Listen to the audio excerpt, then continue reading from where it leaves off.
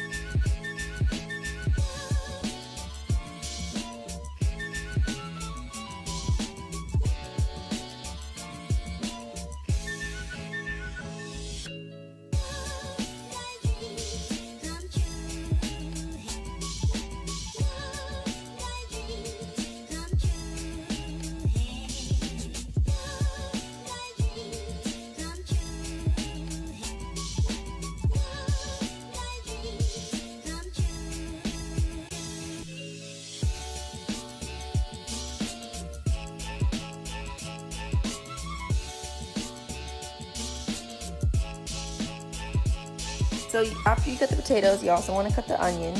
I just used half an onion at this time, but if you just like really love onion, then you can use more. It's up to you.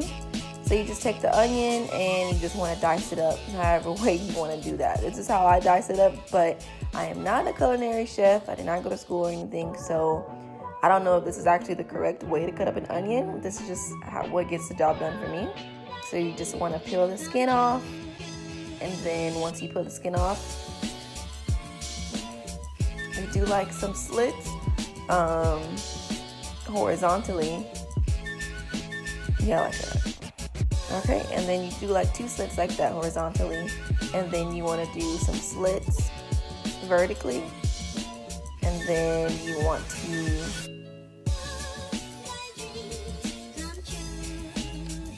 I don't know if you can see that very well, but yeah, so do some slits vertically, and then you want to cut straight across both of those cuts.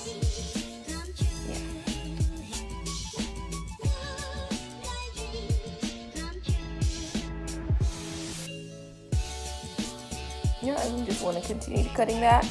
And once you cut all of that, you just want to put it in the pan with the meat while it's cooking. And then just let that all like start to saute and brown and get all soft together. And then once this is actually done cooking, you want to drain the meat. But it was actually kind of hard for me to film me draining it, so I'm just going to let you know. Just drain all the oil before you put the broth in. Okay, so now that we've drained it, you want to add your broth. So I used 2 big boxes, but my pot was actually a little too small, so I didn't use all of the second box. But you can use as much as you like. I think it makes it taste more seasoned when you use mostly broth and not a lot of water, but it's up to you. So you just want to add all that broth in there. Once you add the broth in there, this is basically what it'll look like. It's not boiling, it's just broth and chicken and onions. And then while we're trying to multitask here, right? So while that's kind of heating up, you can put the Texas toast on the pan and just wait to put that in there, to put that in the oven. All right, when the water gets a little bit hot, it don't have to be boiling, but just when it gets hot, that's when we start putting the potatoes in.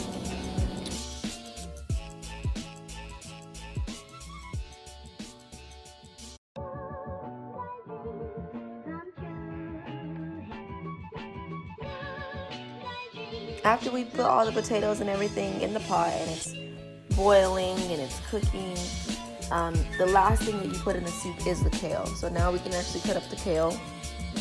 So you want to cut off the stalk, and then once you cut the stalk off, then you want to take the leaves off of the stems. So you can do that with your hands, you can do that with probably some scissors. I just use a knife because it makes it easier for me. So you just want to cut the stem off, and just you're left with like the leaves, the bushes, you know, like the dark green stuff. And then just left like a fluffy pile of kale. And then now the soup is boiling. But if you want to know if it's ready, so you'll look at the potatoes and you'll take a fork and stick it to the potato, and if it's still like a little bit resistant, then it's not ready. You want it to be like super tender and not falling apart, but just really soft. So we'll wait. So that boils about, I say like 10-15 minutes, depending on your pot and how hot your stove gets. Oh look, it's Dexter. Okay, and so now it's ready. Well, the potatoes are really soft, so now you're ready to put the kale in. So you just literally just put the kale in on top, and this is one of the last steps. So you put all the kale in, and then you want to mix it around, make sure it's all in there. And then the next step is going to be to put in the heavy cream. So I used the whole box of heavy cream, and you can just pour that in on the top, and then just give it a little mix. And you can also taste it now to see if it's seasoned enough for you. If it's not, you can add in a lot more seasoning. Any last final touches you need to add, because this is basically what the soup is going to taste like. And then you just want to put a top on that, and then let that cook while the Texas toast is cooking. So the Texas toast said like 8 to 9 minutes or something like that. And so while the toast is cooking, then the soup is just like getting its last little bits of I guess flavor and warmth and all just kind of cooking together. And then once that is done, then the soup is pretty much done, and you have your soup, and it's all nice and creamy and everything's soft, and it just tastes like yeah, it tastes great. And you can add some Parmesan cheese to the top of that. But that is pretty much it. Alright y'all, this completes my video, and I hope you guys learned how to make something new. I don't know how like healthy this soup is, but it tastes damn delicious. So it's like one of my favorite soups. And yeah, good night, good dinner.